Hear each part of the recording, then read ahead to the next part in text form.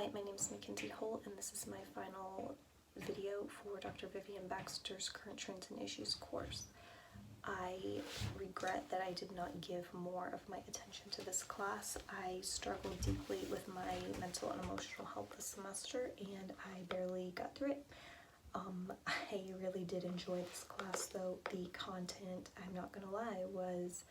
some that I really didn't know if I was going to look forward to this class, and I came out actually understanding more than I really thought I would. One of the current trends and issues that really stuck out to me was the need to know like the current events of the children, specifically from the text, the sensitivity to social and cultural contexts of play for young children. Just knowing exactly how the current cultural events are affecting young children and how to interact with that in play. An example I have of that was last school year when we were able to do things in person. I observed Greater Head Start of Dallas, and it was right after the George Floyd incident, and I was on the floor playing with some children, and there were these animals that were on the ground, and there were these bears. There was a white, a black, and a brown bear, and the little black boy was playing with the bears, and one was the mom, one was the dad, and one was the baby, and he had a little car that he was zooming around, and then he goes boo boo boo, and he made gun sounds as the car like drove past the bears, and he had the black father bear fall over, and I said, "Oh no, what happened?" And he was like, "Well, the police always shoot the black ones," and then he just kept playing. There wasn't a lot I could do in that moment because I was just an observer in the class, so I tried to say, you know, a little bit of encouraging words, but it was really painful because he was interacting and playing with what it was he was experiencing. He was only 3.5, 4 years old, and you know, that is a prime example that the children really do know what's going on, and they really are comprehending the current trends and issues that are happening in the world, whether we recognize that they are or not. So going through this book again with the challenges and controversies and insights that we have is just incredibly insightful. So the journal article that I submitted for this class,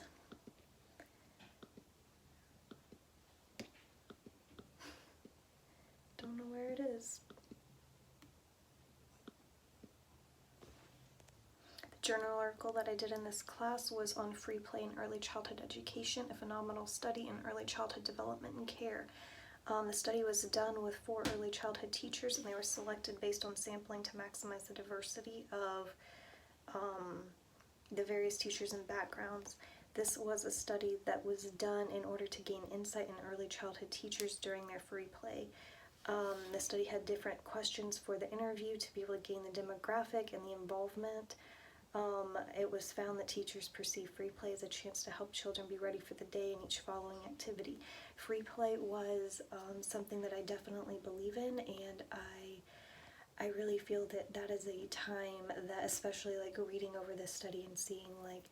the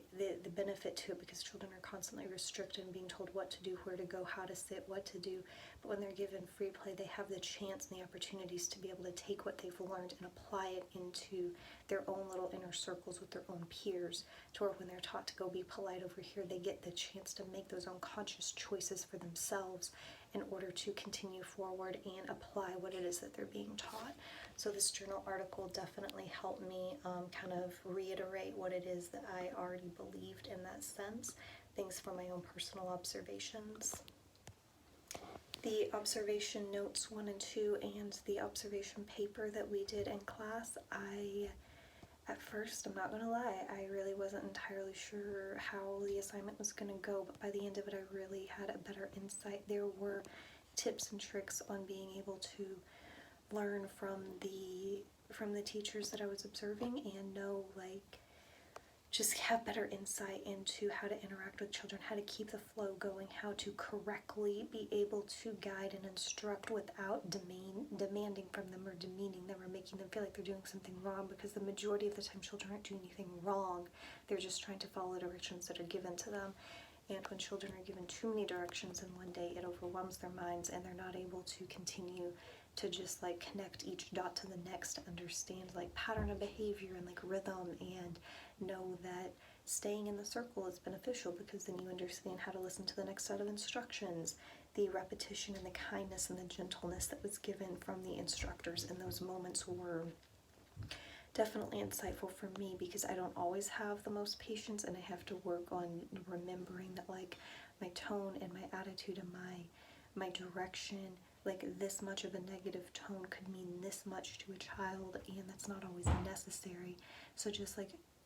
reaffirming and reiterating the same thing in the same tone until there's a need to change the tone was something that I really picked up on from the observation notes and timesheets.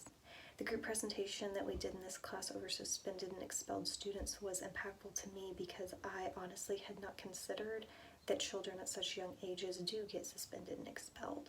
I'm not sure why that was not a thought that I had, but I didn't. I just hadn't really considered it, and especially when culturally and demographically there are more likely to be certain ages and races and genders that are going to be expelled and suspended more than others, it really impacted me, especially because the mass number of school shootings for middle school and high school, when you look at those scenarios, you see many different demographics of ones who are bringing in weapons into the school, and it's really hard to say, like, at what point did this child hit a pivotal turning point? Like, at what point did his trajectory shift from here to land him in the position that he did to make decisions to bring weapons to school? And maybe these things are things that need to be caught early on. Maybe suspension is the best way to be able to wake them up. Maybe suspension is what ends up driving them. It's hard to tell, but going through this research project with my group was just interesting, because in Texas, many 4-year-olds have been exposed to learning the structured classroom setting, and when they see that their actions have consequences, that's vitally important. But the level of removal that needs to be kept in check is also important, because at some point consequences don't really have meaning anymore if it's given out just like to everyone for everything. So the level of suspension of children, sending children home, is important to be able to have a distinction between that and flat-out expulsion, because then the options are limited for parents on where to send them next. My connection to 3 different classes would be child development, adolescent development, and family financial planning. There are many ways that families can be financially prepared, because finances are a huge stressor, especially in today's culture with the way COVID has impacted things. And when families are able to have the resources and know what it is they need to do to be able to comfortably provide for their family in a way that doesn't add additional stressors, they're able to focus more on their families and their children rather than with what they do have rather than what they don't have. So the current trends and issues with family financial planning is one connection I made in just tying together the needs being met for each individual family and families knowing what their needs even are. With childhood development, that just ties all completely into this topic of child development and family studies, knowing exactly the development of the child from like not even infancy, but in the womb up until age 2 and 3, the development that is happening, and the connections and the attachment theories of that child, and how parents need to know exactly what it is their child's absorbing so they know how to interact and teach their child even from a young age based on their own level of understanding at that point. And then adolescent development, that just continues further on. As the child ages and grows and develops, you need to be able to address more and more current issues with that child and help them understand appropriate ways to deal with and behave and adapt to the changing world and trends around them. Overall, this was a class that I really am glad that I was able to take, and I do feel like it has prepared me more, not just for understanding how childhood works, but being able to tie in the world with what's going on at home, because what's going on at home is not always the only factor in a child's life. They have their parents, they have their friends, they have their teachers, they have their schools, they have classmates, churches, organizations, extended family, and more so than any of that, they have what comes in on their phones and on their tablets and on the news. And understanding not only the current trends in the world, but the current trends in just the development itself of what is happening and how to connect and how to best reach these children is vitally important. So for me personally, this class ended up being one where I was able to tie everything together and understand even more so, especially in today's world and society, how important it is to be able to understand what's going on to best be able to be here for these children.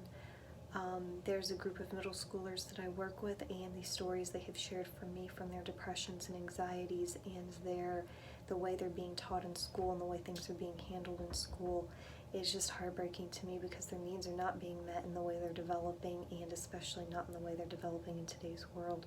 So being in this class is really took me a little while to get there this semester, but it has really reminded me exactly how important it is to be able to be there and be ready on the other side of this degree program to be able to help more people. I really appreciated being in this class, and I hope that I'm able to be in a better place next semester so that I can give it more of my all and continue forward on a stronger trajectory towards my end goal.